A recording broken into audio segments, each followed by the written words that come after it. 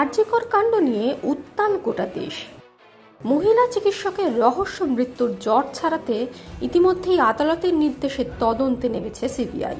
গত 9ই আগস্ট আরজিকর হাসপাতালে যে নৃশংস ঘটনা সামনে আসে তা যে কোনো মানুষের শিউরে ওঠার জন্য যথেষ্ট। বিষয়টি নিয়ে ক্ষোভে ফেটে পড়ছে আমজনতা। সমাজের সকল স্তরের মানুষ সামিল হয়েছে এই প্রতিবাদে। ন্যায় বিচারের দাবিতে রাস্তায় নেমেছে 9 থেকে 90। এরই মাঝে বিষয়টি নিয়ে থিওরি সুনামি সর্বত্র। অন্যদিকে মৃত চিকিৎসকের পরিবারের তরফেও তার দেহদাহ করা নিয়ে কিছু অভিযোগ শোনা গিয়েছে। সেই একই অভিযোগ করেছেন বিরোধীরাও।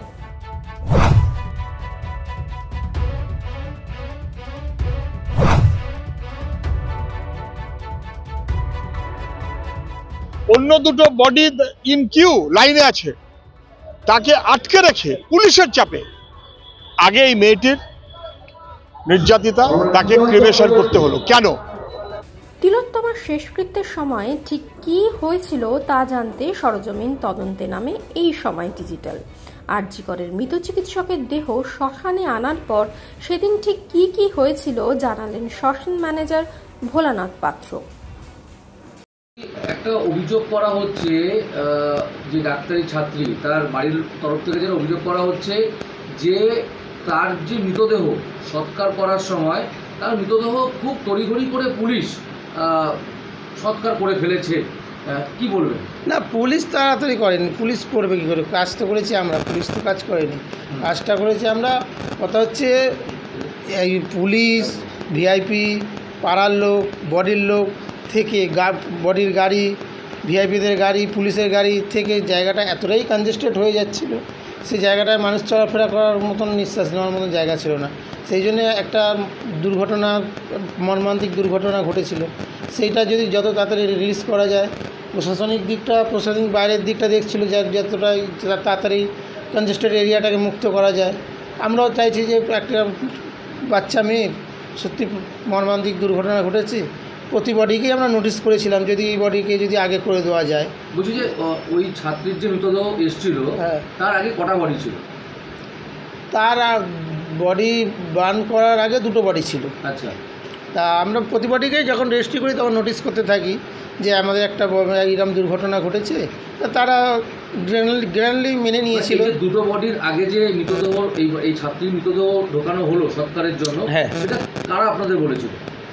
কারা বলিনি, আমরা নিজেদের থেকেই একটা চেষ্টা করেছিলাম যাতে এই কনজেস্টেড এরিয়াটাকে মুক্ত করা যায়।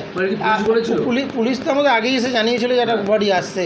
আমরা বলি হ্যাঁ, সারাদিন ধরে আমি ব্রেকিং নিউজ দেখছি, হ্যাঁ এটা সত্যি মর্মান্তিক দুর্ঘটনা, যাতে সবাই অ্যাকচুয়ালি পোস্টমর্টম বডিগুলো আসে সন্ধ্যে 5টা 6টা 7টার মধ্যে এসে যায়। আর এই দুর্ঘটনাটা ঘটেছিল অ্যাকচুয়ালি 3টে নাগাদ।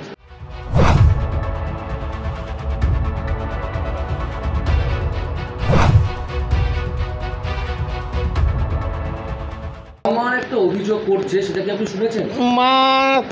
মা তো আমার কাছেই ছিলেন, আমি দেখেছি মাকে মুখাগ্নি করতে। যখন মাকে আমরা কাজ করানোর জন্য ডাকা হয় তখন মা তো গ্র্যান্ডলিভাবেই কাজ করেছে, তখন আমাকে কোনো অবজেকশান জানাই উনি।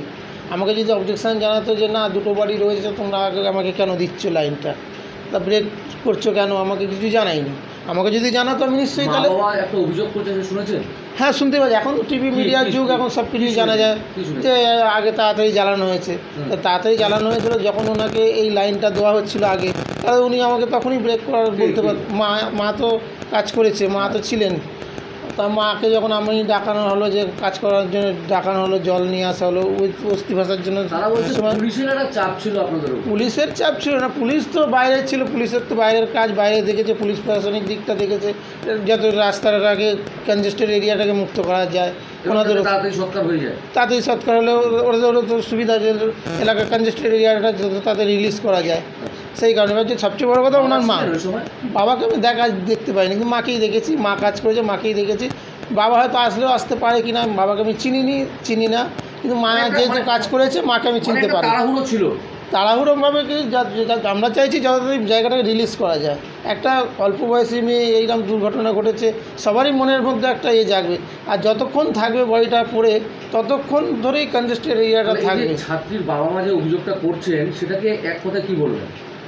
উনি তো ওনাদিকে করতেই পারে, ওনার করা কর্তব্য। উনি এটা আমি হলে আমিও করতাম, যতক্ষণ না জাস্টিস পাবো ততক্ষণ আমিও করতাম, করাই উচিত, এটাই আমিও জানি। আপনাদের দিক থেকে কোনো ফাঁকফোকর ছিল না? না, আমাদের দিক থেকে আমরা আমাদের ভিউতে চেষ্টা করেছি যাকে ওকে একটু ভালো বেটার ট্রিটমেন্ট দেওয়া যায়।